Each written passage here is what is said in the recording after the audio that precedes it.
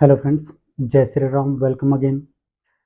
और history of English literature में romantic age के बाद आज बात आती है विक्टोरियन एज की। विक्टोरियन एज 1837 से जो शुरू होता है एंड 1901 तक चलता है। और ये जो विक्टोरियन एज है, ये नाम रखा गया था क्वीन विक्टोरिया, जो उसमें की महारानी हुआ थी, तात्कालिक महारानी थी इंग्लैंड की, उन्हीं के नाम पे विक्टोरियन एज रखा गया है। Who ruled England from 1837 to 1901। और सबसे इंपॉर्टेंट बात है कि जो एज है, इस एज को बोला जाता है age of peace, the age of prosperity बोल सकते हैं, द एज ऑफ प्रोग्रेस बोल सकते हैं, और द पावरफुल ऑफ ब्रिटेन। इस एज में एक तो पीस, शांति का काल इसको बोला जाता है, युग बोला जाता है। प्रॉस्पेरिटी माने समृद्धता का समय इसको बोला जाता है। प्रोग्रेस माने उन्नति का इसको समय बोला जाता है। एंड पावर ऑफ ब्रिटेन, ये एक ऐसा टाइम था कि जब पूरे वर्ल्ड में ब्रिटेन जो था, इंग्लैंड, उसने डोमिनेट करा था पूरे वर्ल्ड के ऊपर। इसी टाइम पे जैसे जो कॉलोनियल था, जो उपनिवेश जो स्थापित किए गए थे, जो देशों में अन्य देशों में शासन किया गया था, तो इस समय पे ये बहुत ज्यादा चला। Known as the height of the Britain empire, जो ब्रिटेन एम्पायर, तो ब्रिटेन जो साम्राज्य था, ठीक है, जो सत्ता थी, ये अपने सर्वोच्च ऊंचाई पे इस समय थी। क्योंकि इसने विश्व भर में क्या किया, विश्व भर में आक्रमण किया, देशों को जीता, लोगों को गुलाम बनाया, तो अपने उपनिवेश स्थापित किए। तो ये सब जितने भी ये जो डोमिनेटिंग कंट्री करती है, जो देश है जो डोमिनेट करता है किसी दूसरे कंट्री को, तो ये अपने हाइट पर रहा, उसमें ब्रिटिश अंपायर, यानी कि इंग्लैंड, या हम इसको ब्रिटेन बोलते हैं। यहाँ पे यदि हिस्टोरिकल कुछ ऐसे इवेंट्स के बारे में देखें, तो हिस्टोरिकल इवेंट्स में जैसे इंडस्ट्रियल रेवोल्यूशन, जो इंडस्ट्रियल रेवोल्यूशन थी, जो औद्योगिक क्रांति थी, ये अपने चरम पे थी। हालांकि ये पहले तो शुरू हो गई थी, लेकिन यहाँ पे अपने हाइट्स में थी। ये आपके रैपिड ग्रोथ इन साइंस, एक तो विज्ञान के क्षेत्र में बहुत ज्यादा उन्नति होने लगी है। टेक्नोलॉजी एंड फैक्ट्रीज, जो टेक्नोलॉजी, तकनीकी का युग इसको माना जाता है, तकनीकी का में बहुत ज्यादा डेवलपमेंट होने लग गया।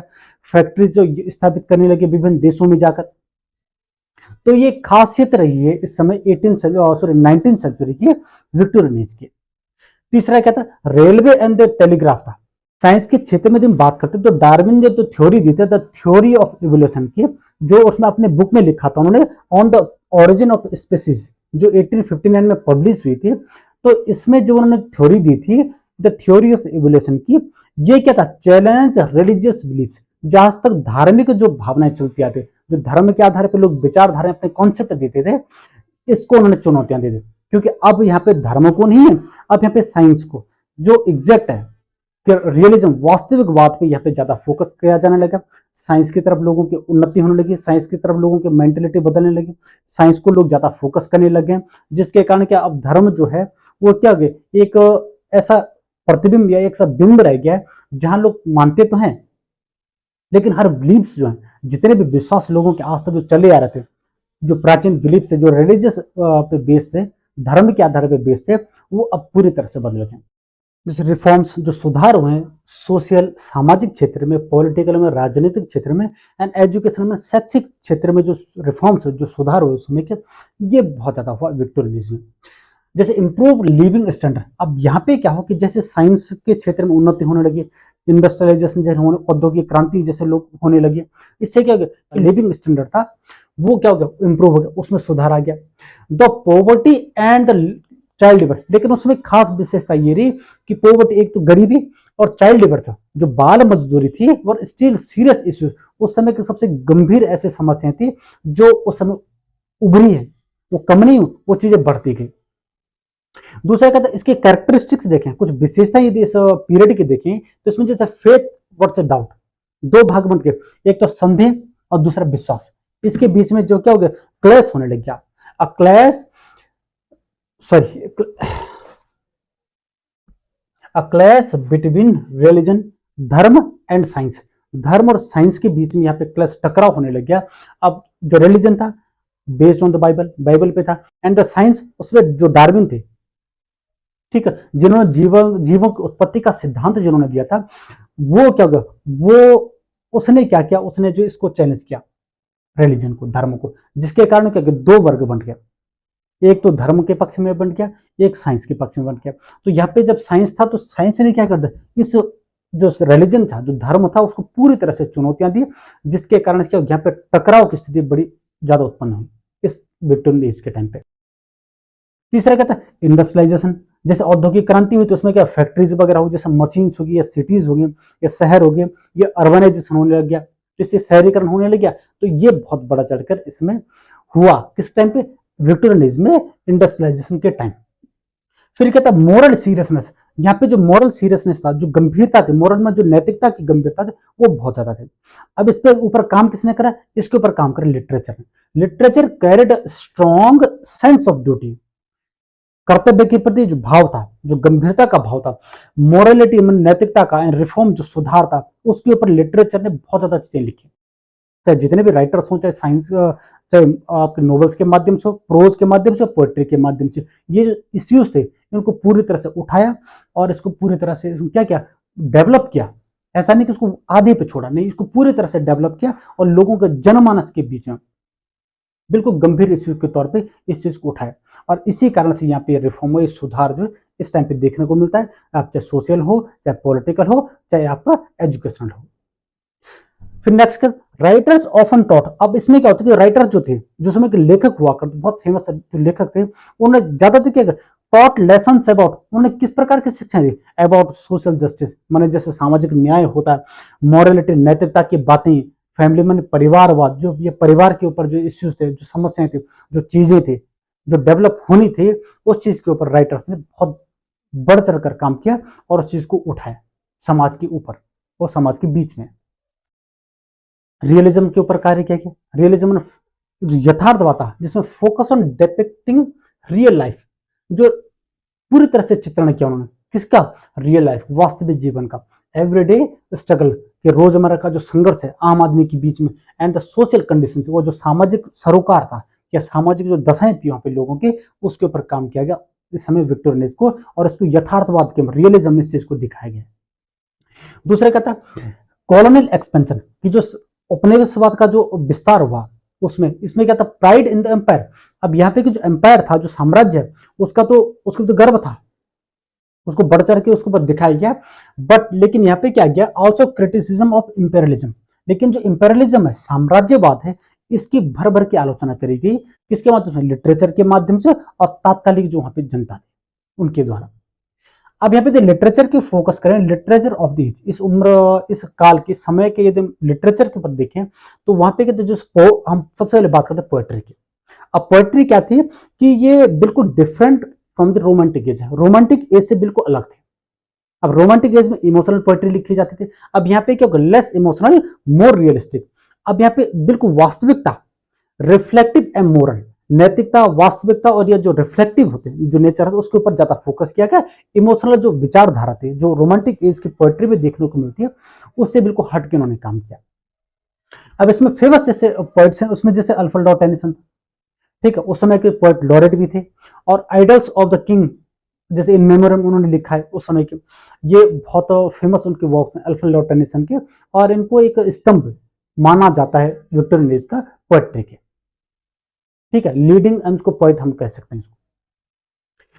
रॉबर्ट ब्राउनिंग की बात करते हैं, रॉबर्ट ब्राउनिंग जिसको साइकोलॉजिकल एक डेप्थ जिनके लिटरेचर में देखने को मिलता है, पोएट्री में देखने को मिलता है, ये ड्रामेटिक मोनोलॉग के लिए माने जाते हैं। और दूसरा क्या था, ये ऑप्टिमिस्टिक थे, आशावादी, ये बहुत ज्यादा राइटर या पोएट्स हम इसको मानते हैं। अब इनका तो माई लास्ट डचेस था, जो ड्रामेटिक मोनोलॉग का एक बहुत बड़ा एक एग्जाम्पल माना जाता है उस समय का। एलिजाबेथ बैरेट ब्राउनिंग की बात करते हैं, ये सोनेट फ्रॉम द पोर्तुगीज, इनके जो सोनेट पोर्तुगीज से लिए गए थे। कैसे सोनेट थे, पर्सनल हैं, रोमांटिक, उन्होंने लिखे हैं पोएट्री में। दूसरा कहता है मैथ्यू आर्नोल्ड, एक लेजेंड, एक राइटर में उनको मानता हूँ, एक क्रिटिक उनको मानता हूँ, एक प्रोज राइटर उनको मान सकता हूँ, एक उनको चाहे एक पोइट्स मान सकता हूँ, कुछ भी कहिए, ये तो बहुत ही ऑलराउंडर वर्सटाइल टाइप के एक राइटर्स रहे हैं। डॉबर बीच उन्होंने लिखा था लॉस ऑफ फेथ, जिसमें लॉस ऑफ फेथ, मेरे विश्वास का खो जाने के ऊपर, या मेलनकॉलिक जो विचारधारा थे, वो उन्होंने अपने इस पोएट्री के माध्यम से उठाई है। फिर बात कर प्री रेफलाइट्स। अब प्री रेफलाइट ब्रदरहुड की जब बातें करेंगे तो हम उसको अलग से पढ़ेंगे। तो ये प्री रेफलाइट से जाता है, जिसमें जो पेंटिंग से जो पेंटर थे, ठीक है, वो एक फेमस उनका एक जो ग्रुप था, इन्होंने उसके ऊपर ज्यादा काम किया। अब इसके खास राइटर्स कौन थे, पोइट्स थे, जैसे डीजी रोसेटी था, क्रिस्टियाना रोसेटी थी, विलियम मॉरिस थे। ये क्या मिडेवलिज्म ब्यूटी एंड सिंबलिज्म के ऊपर उन्होंने काम किया। किन्होंने, प्री रैफेलाइट ब्रदरहुड ने। अब यहाँ पे प्रोज एंड नोवेल्स की बातें करते हैं, तो प्रोज में नोवेल्स था, the novel became dominant form in Victorian literature. Victorian literature में जो सबसे डोमिनेंट फॉर्म में रहा प्रोज, वो रहा है नोवेल। प्रोज में नोवेल सबसे अपने चरम सीमा पे था।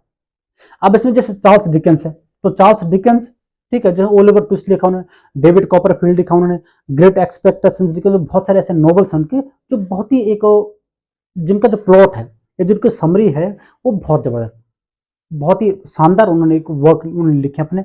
एक्सपोज उन्होंने अपने जो वर्क था उसके माध्यम से क्या एक्सपोज किया, पॉवर्टी, गरीबी को, चाइल्ड लेबर, जो उसमें चाइल्ड लेबर था, और इनजस्टिस इन सोसाइटी, समाज में अन्याय की जो धाराएं थी, इनको अपने वर्क के माध्यम से उन्होंने एक्सपोज करा है।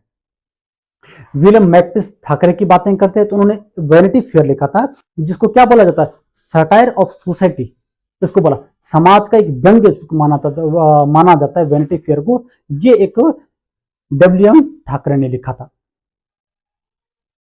ब्रोंटे सिस्टर्स रही है, वो बहुत ही फेमस है उस समय के। ब्रोंटे सिस्टर में जैसे चार्लोटे ब्रोंटे था, चार्लोटे ब्रोंटे ने जेन एयर लिखा था। फिर एमिली ब्रोंटे था जिन्होंने वेदरिंग हाइट्स लिखा था। एन ब्रोंटे था द टेनेंट ऑफ वाइल्डफेल हॉल, इन्होंने वर्क लिखा था। और ये ब्रोंटे सिस्टर्स विक्टोरियन एज में बहुत फेमस रही। तो हम ब्रोंटे सिस्टर के बारे में अलग से वीडियो बनाऊंगा, तो उसके माध्यम से मैं आपको इस चीज को डिटेल में समझाऊंगा। फिर थॉमस हार्डी थे। Thomas Hardy one of my famous novelist in English literature. English literature का मेरा सबसे फेमस, यदि मैं सबसे ज्यादा बार किसी को पढ़ा है तो है थॉमस हार्डी को। इनके जितने भी वर्क्स हैं उनको मैंने कई बार उनको चीजों को पढ़ा है। तो रिटर्न ऑफ द नेटिव हो गया, जूड द ऑब्सक्योर हो गया, टेस द अर्बरवेल्स हो गया, मेयर द कैसर ब्रिज हो गया, ठीक है। कई ऐसे वर्क्स हैं जो फेट, ट्रेजेडी, पेसिमिज्म के लिए जाने जाते हैं। और ये जो थॉमस हार्डी हैं ये पेसिमिस्ट माने जाते हैं, निराशावादी, इनको नोवेलिस्ट माना जाता है। इन्होंने ये भी लिखा था कि the god is not in heaven, they are all candles allowed, कि जब भगवान इस स्वर्ग में नहीं है तो दुनिया में उजाला कहां से होगा। इस प्रकार के उन्होंने एक ऐसे कोट्स उन्होंने दिए हैं जो समाज में, जो आज भी आपके लिटरेचर में देखने को मिलते हैं।